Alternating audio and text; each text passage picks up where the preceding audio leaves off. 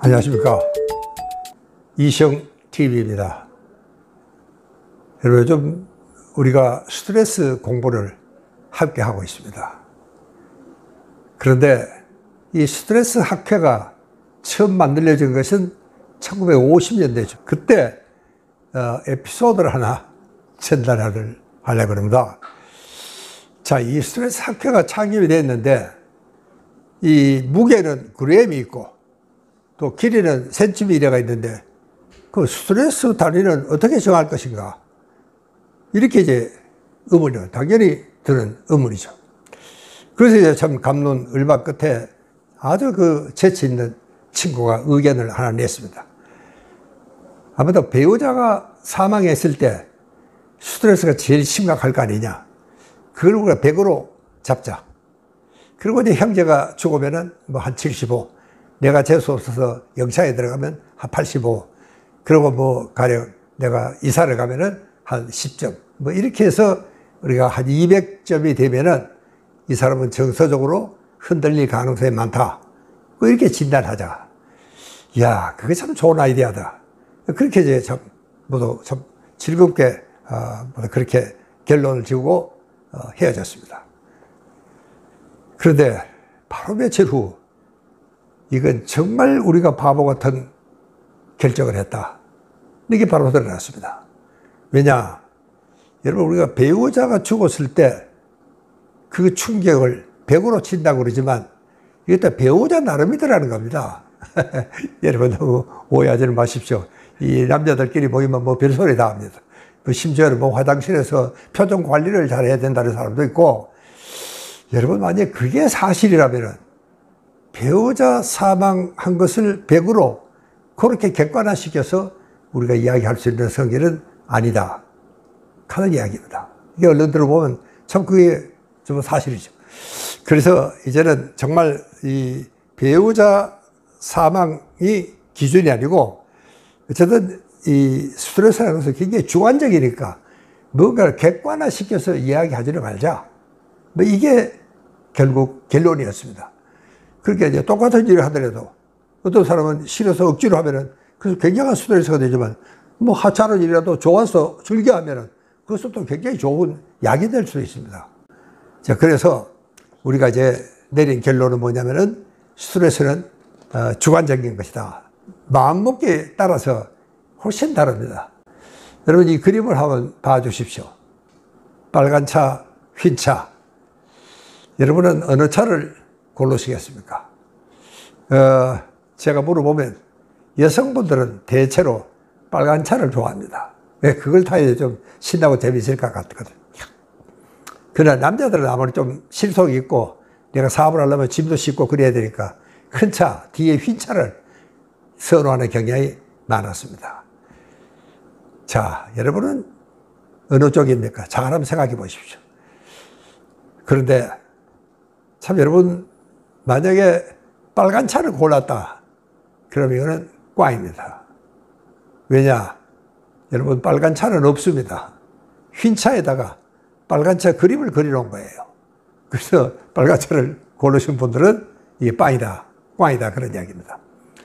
제가 왜 이걸 보여드리냐면은 이 세상은 참 보기 나름이다. 또 스트레스라는 것도 자기 생각하기 나름이야. 어떻게 보느냐 따라서 이게 달라진다.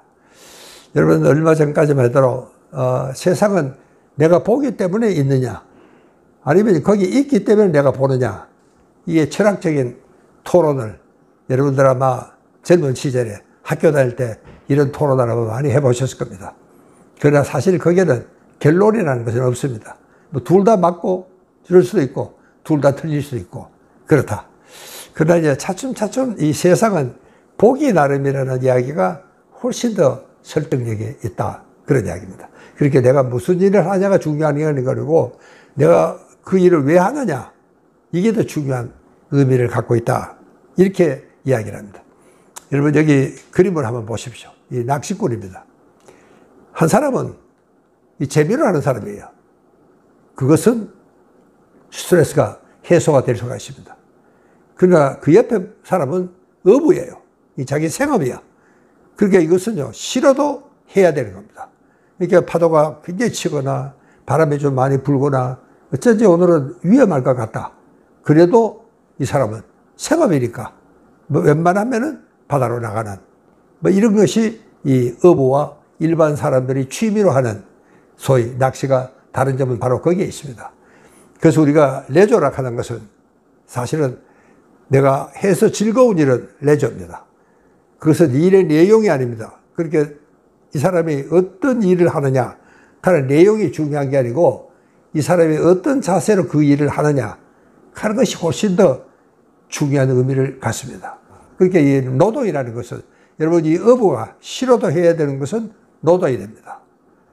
그러나 좋아서 하면은 똑같은 낚시지만 한 사람에게는 레저가 될 수도 있고 한 사람에게는 노동이 될 수도 있고 그래서 한 사람에게는 스트레스가 해소가 돼서 약이 될 수도 있고 또 한 사람에게는 스트레스가 오히려 축적이 돼서 병을 만들 수도 있다. 그런 이야기입니다. 여러분 그러니까 정말 참 마음 먹기 나름입니다. 제가요 언제 한번 응급실에서 갑자기 좀 환자를 봐달라 그래서 간 적이 있었습니다. 그 왜 그러냐 그랬더니 이 사람이 갈비뼈가 부러져서 들어왔는데 자꾸 웃다가 울다가 그런다는 겁니다. 그래서 내가 가서 환자에게 물었습니다. 여보, 그 갈비뼈가 부러진 사람이 뭐가 그리 좋아서 자꾸 웃어 웃기나?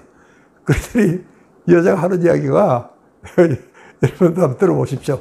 너무 어이가 없어. 남편이 출장을 갔다 왔는데 얼마나 자기가 정말 그립고 보고 싶었던지 이 포근하다가 갈비뼈가 부러졌다는 겁니다. 그래서 나는 야, 참 그렇다면은 이게 웃을 수도 있겠다. 몰라. 실제로 포근하다 갈비뼈가 부러진 사람이 있는지 저는 아직 잘 모르겠습니다. 뭐 저는 그래 본 적은 아직은 없습니다. 자, 그런데 이게 만약에 사실이라면은 여러분, 그러나 참 이 여자는 오히려 이쪽 성안 쪽이 맞아 부러졌으면 싶은 그런 생각이 왜 안 들겠어요. 그러니까 여러분, 이 아프다는 것도 때로는 사랑일 수도 있고 행복일 수도 있다는 사실입니다. 여러분, 만약에 이 여자가 이 버스간에서 혹은 골목에서 이 건달들한테 어떻게 정말 잘못해가지고 정말 이렇게 한 바쳤다 그러면은 아마 두고 이 여자는 그게 아마 앙금이 풀리지 않아서 진짜 아플 겁니다. 여러분, 그렇게 우리가 생각하면은 참 모든 것은 우리가 받아들이기 나름이다. 이걸 어떻게 우리가 해석하고 어떻게 받아들이느냐. 학생 하나가 입원을 했습니다. 이 녀석이 교통사고예요. 그렇게 큰 사고 같지도 않은데, 아주 난립니다. 그래서 이 병실에서도 도저히 이제 감당을 못하니까, 정신과 상담을 해서 제가 이제 내려가서, 그래, 너 어쩌다가 그렇게 교통사고가 났느냐. 그때 이제 엄마가 편찮으신데, 이 약 사러 가다 그렇게 됐다는 겁니다. 하하, 그렇구나. 네가 정말 얼마나 효심이 강하면은 엄마 약을 빨리 좀 사다 드려서 엄마가 좀 편하게 하겠다. 정말 네가 착한 아이다. 나는 네가 정말 참 부럽고 그렇다. 나는 그래 보질 못해서 오히려 자네 일이 참 나한테도 큰 감동을 정말 줬네. 그랬더니 정말 이 학생이 조용해지는 겁니다. 잠잠해졌어요. 그러니까 참 알아주는 거죠. 그렇게 똑같이 아프지만 아무도 사람들이 내가 왜 아픈지 몰라줄 때는 더 아픈 겁니다.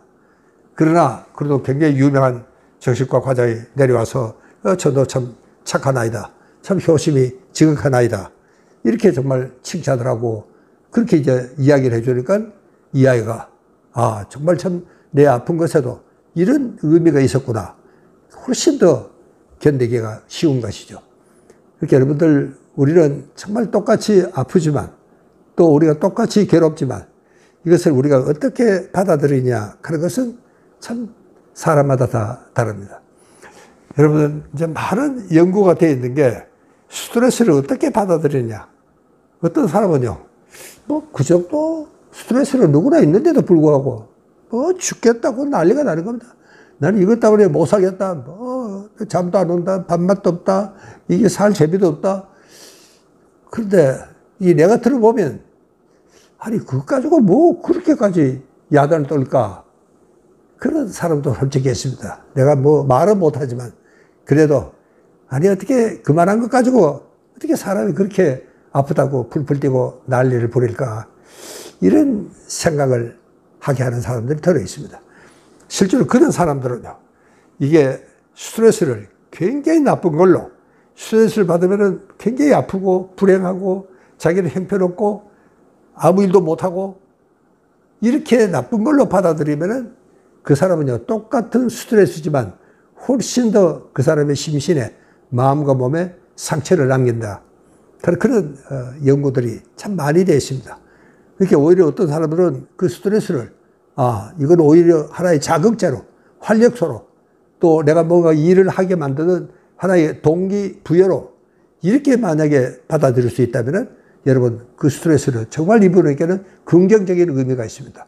아까 그 사람에게는 정말 부정적인 그런 의미로 스트레스를 받아들여야 되니까 훨씬 더 같은 스트레스를 받아도 이 사람의 심신에 미치는 상처는 전혀 다르다는 겁니다. 내가 스트레스 때문에 죽겠다 그런 사람은 진짜 죽을 정도로 상처가 심해지는 경우도 물론 있습니다. 또 그런가 하면은 오히려 스트레스가 자극이 돼서 오히려 그게 하나의 활력소가 돼서 자극제가 돼서 무슨 일을 하게 만드는 동기부여만 된다면 훨씬 더 이 사람에게는 스트레스가, 남들이 보기에 굉장히 정말 심각한 스트레스지만 이 사람한테는 굉장히 부드럽게 그렇게 오히려 넘어가고 굉장히 긍정적인 영향을 미친다. 그런 이야기입니다. 여러분, 요즘 우리가 참 이 코로나 때문에 참 스트레스가 많습니다. 아주 어렵고 힘듭니다. 더구나 우리 젊은이들은 갇혀 있다는 것이 정말 참 불편하고 딱하죠. 저는 그 여의도에 삽니다만 여의도 한강변에 가보면은 요즘 뭐 한강변이 초만원입니다. 아이들이 얼마나 답답한지 그 한강변에서 그렇게 시원한 강바람을 쉬며 이렇게 보고 있는 걸 보니까 한결 참, 우리가 이렇게 답답하니까 이제 바람을 쉬러 나와서 아이들이 참 다행이다 싶은 그런 생각이 듭니다. 그럴 정도로 우리가 참 요즘은 답답하고 스트레스도 많이 쌓이고, 그렇지만 또 한편 다른 쪽으로도 우리가 생각을 해볼 수도 있습니다. 저는 이번에 참 이런 것이 지난 2월부터 거의 우리가 참 강건 생활을 하다시피 하고, 우리 연구원도 또 홍천의 섬마을도 거의 요즘은 강의도 없고 이래서 저는 정말 집에서 참 고맙게도 책을 4권을 썼습니다. 좀 자랑을 좀 해야 되겠네. 여러분, 내가 만약에 이런 게 없었다면 아마 한 권 쓰기도 힘들었을 거예요. 그게 저한테는 오히려 자극제가 되고, 오히려 이게 정말 활력소가 되고, 또 정말 좋은 계일, 동기부여를 만들어준 점에 대해서 나는 오히려 감사하고 있습니다. 여러분, 이런 마음의 자세도 정말 우리에게는 지금 필요한 게 아닌가, 이런 생각이 들었습니다. 감사합니다.